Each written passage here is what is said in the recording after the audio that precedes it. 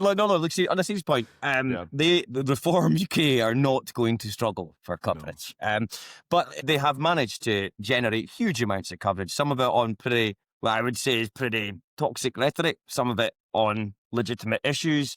But they're making most of the running, and we see that with the response of the other parties to reform, be it through their plans for legislation. We're going to stop the boats. Keir Starmer says the only reason he's saying any of this stuff is because of the rise of reform. And then we just talked about Anna Sarwar and his response to Malcolm Offord and the situation in Glasgow as well. So I don't think getting coverage is going to be the issue. But what I do think there's a interesting point, and this is what the broadcasters are going to have to wrestle with as they run up to the elections in May, and particularly in Scotland, is just how prominent do they give reform in terms of a platform?